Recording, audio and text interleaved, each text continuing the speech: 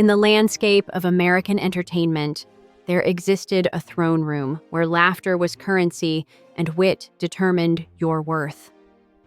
This wasn't a physical place, but rather a burgundy couch positioned precisely 11 feet from a mahogany desk, where for 3 decades, one man held court over the kingdom of late-night television. We are going to take you through some of the most favorite guests on The Tonight Show that created that legendary, uproarious laughter we know and love. Johnny Carson wasn't just a host. He was a comedy curator, a guardian of the craft who could elevate unknown performers to stardom with a single beckoning wave to that legendary couch. But here's what separated Carson from every pretender who followed. He understood that his greatest moments came not from his own jokes, but from surrendering completely to the genius of others. Picture this scene repeated nightly across America. Families gathered around television sets, children perched on carpet floors, parents settled into recliners, all united in anticipation. The theme music swells, the curtain parts, and for the next 90 minutes, the outside world simply ceases to exist. This was appointment television before the term existed, communal laughter in an era when families actually shared the same screen. Carson possessed an almost supernatural ability to recognize comedic brilliance. He could spot a diamond in the rough faster than a jeweler's loupe, but more importantly, he knew when to step aside and let that brilliance shine. The magic happened when his carefully constructed host persona cracked, when the professional veneer dissolved and Johnny became what he truly was at heart, the greatest audience member who ever lived. Before we dive into the pantheon of Carson's comedy gods, we must begin with the craftsman who treated every punchline like a precision instrument. Rodney Dangerfield didn't just tell jokes. He constructed comedic architecture, building elaborate structures of self-deprecation that inevitably collapsed into laughter. Watch any Dangerfield appearance on The Tonight Show, and you're witnessing a masterclass in comedic engineering. Every gesture calculated, every pause measured, every facial expression calibrated for maximum impact. Carson, a student of comedy himself, recognized this immediately. Here was a performer who understood that great comedy wasn't accidental, it was meticulously designed. The defining moment came during a 1983 appearance that has since achieved mythical status among comedy enthusiasts. Rodney launched into his signature territory, the wasteland of his childhood where respect was as scarce as sunshine in a coal mine. "My mother never held me," he began, tugging his tie with that familiar gesture. "She said she didn't want to spoil me for some other woman." And my mother, too. She never breastfed me. She told me she liked me as a friend.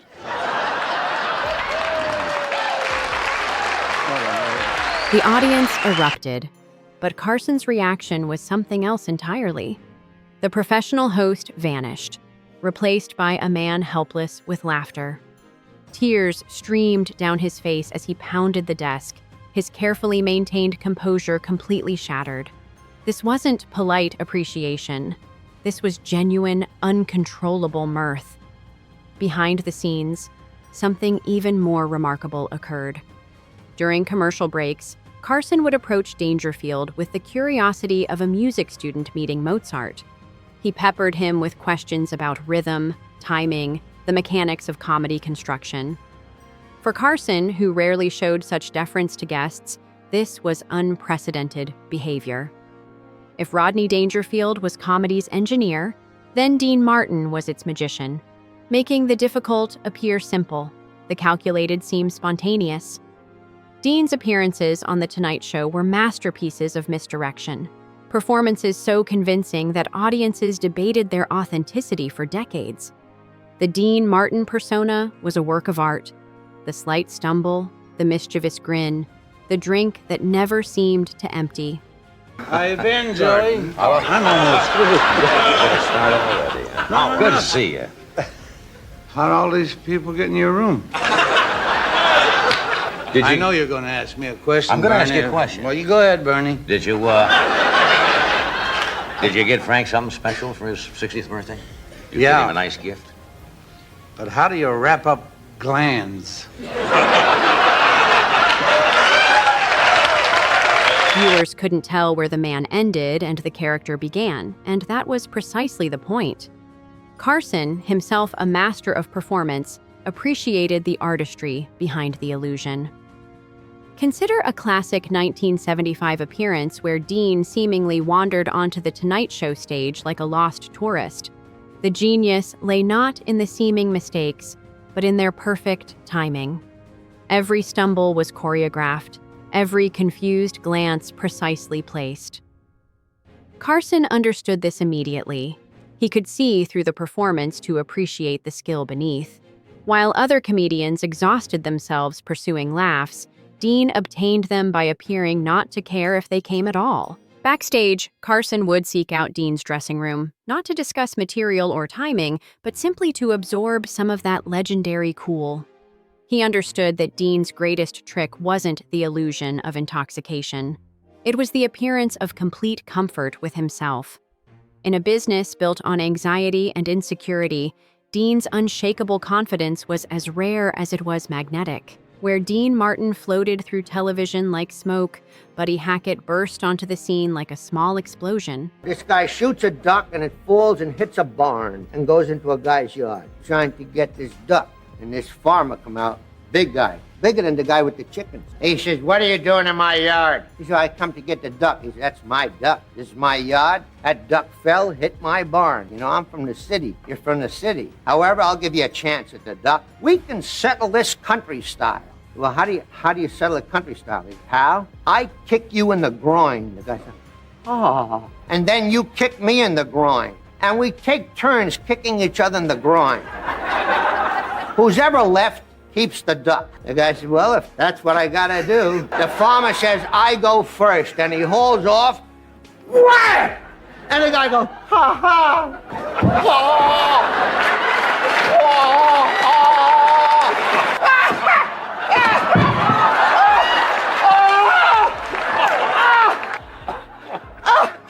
Oh! About half hour has passed, and he says to the farmer, "I guess it's my turn." And the farmer says, "You could have the duck."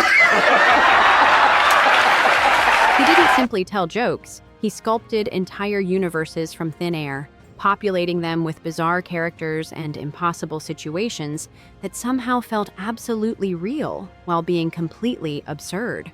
Carson adored Hackett because he embodied comedy's greatest thrill, the high-wire act without a net. When Buddy began a story, neither he nor the audience knew exactly where it would land. This uncertainty created a unique energy, a shared adventure between performer and viewer that kept everyone leaning forward in anticipation. Carson lost control completely, doubling over with laughter that seemed to come from his toes. The beauty of Hackett's comedy wasn't just in the punchline. It was in the journey, the gradual escalation of absurdity that made the ridiculous conclusion feel inevitable. Years later, rumors circulated that Hackett had been banned from the show for pushing boundaries too far. The truth is more nuanced. While Buddy occasionally sailed close to the wind with material that tested network standards, Carson never held permanent grudges against performers who made him laugh. Their friendship endured, and Hackett returned to the show numerous times throughout his career. Jonathan Winters operated on a completely different plane of comedy. He didn't need scripts, setups, or even coherent premises. Give him a random object, a broken umbrella, a hat, a simple stick, and he would transform it into a portal to another dimension, inhabited by characters so vivid they seemed to have lived entire lives before stepping onto the Tonight Show stage. Carson treasured these moments because they represented pure creative fearlessness. When Winters settled onto the couch, conventional television rules ceased to apply.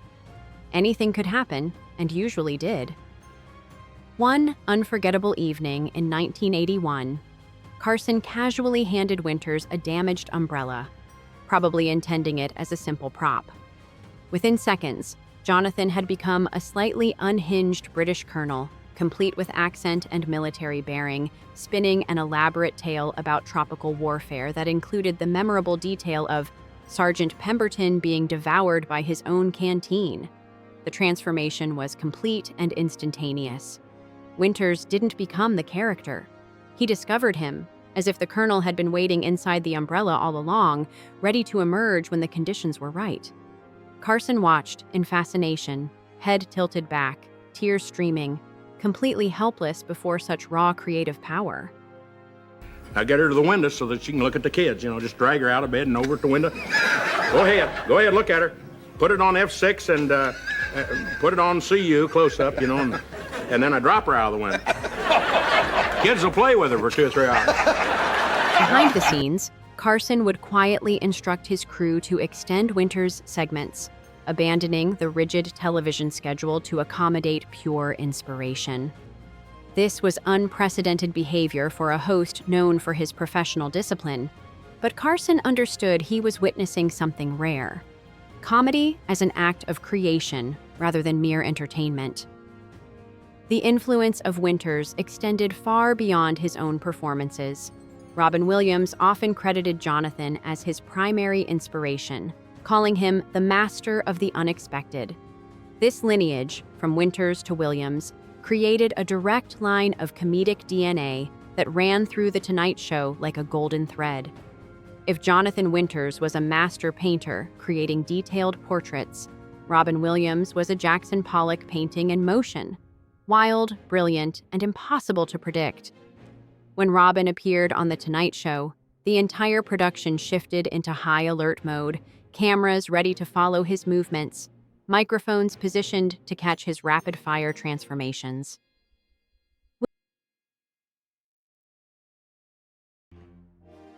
Yes! Yes! Some of the evangelists are so hard up now they're healing appliances. Bring forward the blender. Like Julian Fries, say Pope heel and come on home, mama. Yeah! Say frappe for no reason. Teach me this.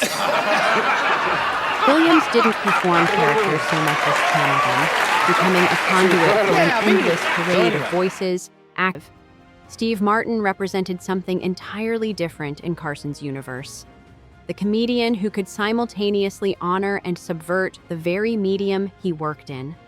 I understand that you have to leave. I have to go. Be somewhere this evening and go. I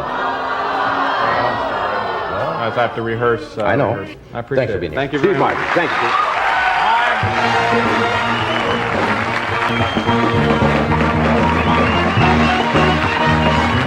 Funny guy, Steve Martin.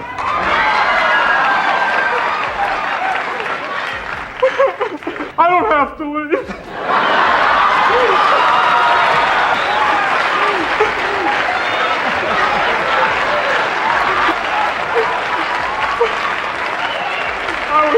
I was lying.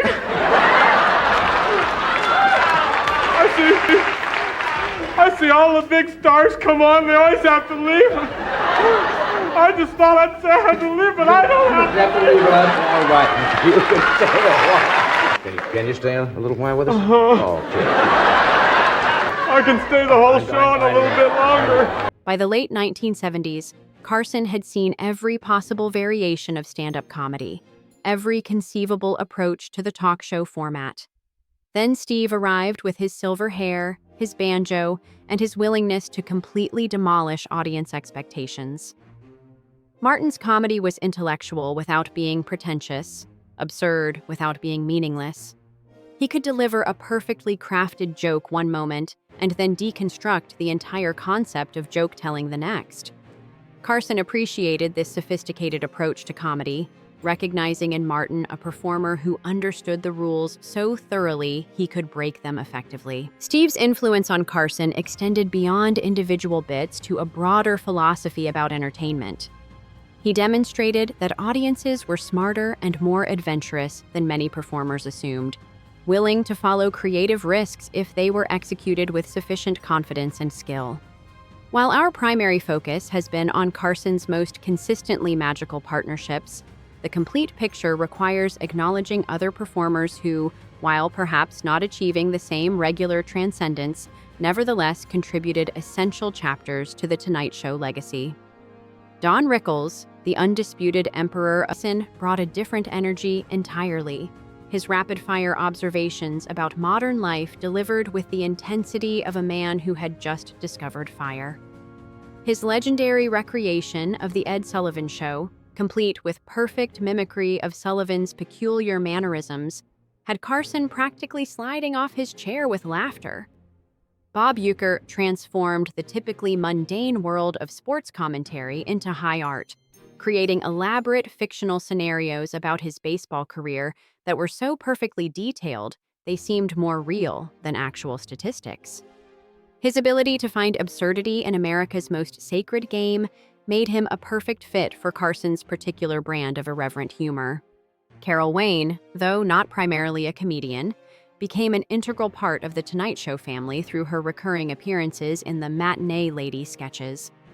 Her flirtatious banter with Carson created a comfortable, ongoing storyline that audiences looked forward to, demonstrating how even small, recurring elements could become beloved traditions.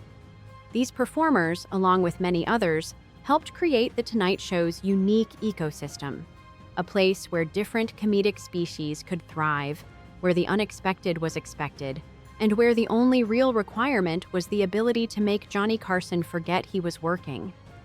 What made these comedic partnerships so special wasn't just their individual brilliance, but the specific chemistry they created with Carson himself.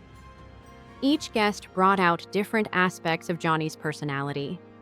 Rodney revealed his appreciation for craftsmanship. Dean highlighted his respect for showmanship. Buddy showcased his love of storytelling. Jonathan demonstrated his admiration for pure creativity. Robin exhibited his fondness for fearless risk-taking.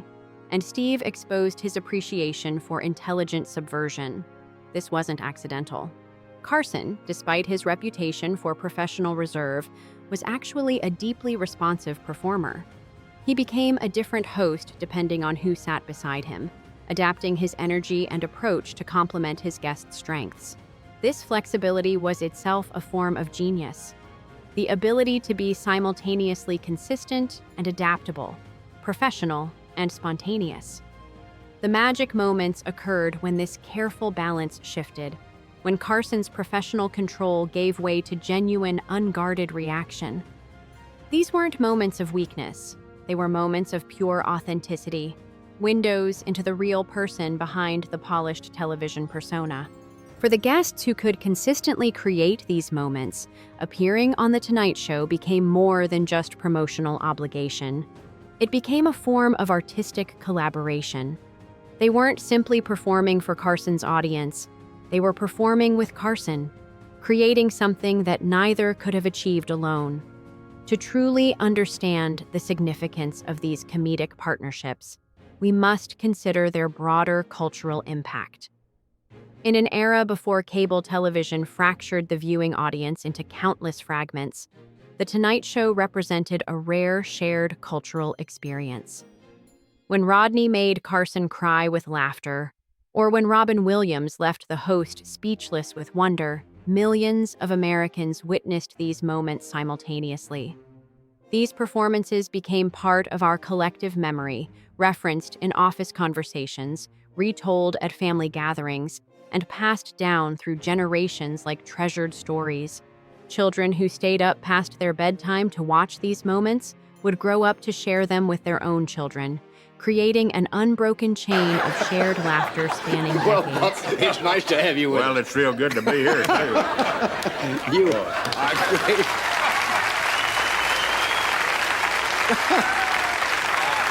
broke it down, huh?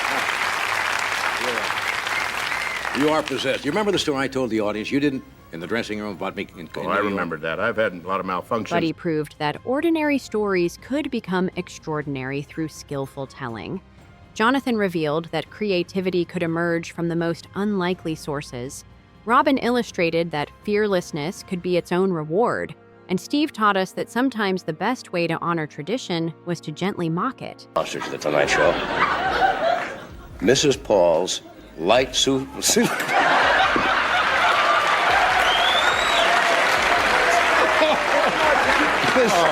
As we look back on this golden age of late-night television, the question inevitably arises, could such magic happen again? The answer is complex and somewhat melancholy. The television landscape has fundamentally changed. Audiences are no longer unified around single cultural touchstones. The careful balance between spontaneity and professionalism that defined Carson's era has given way to more calculated approaches designed for viral moments and social media clips. Moreover, the guests themselves were products of a different entertainment ecosystem. They came from nightclub circuits, variety shows, and theatrical traditions that provided extensive training in live performance. Many had spent years honing their craft in front of unforgiving audiences who couldn't simply change channels if they weren't entertained. Carson's own unique qualities, his Midwestern sensibility, his respect for comedy craft, his ability to surrender control when appropriate, represented a specific cultural moment that may be impossible to replicate in our current media environment.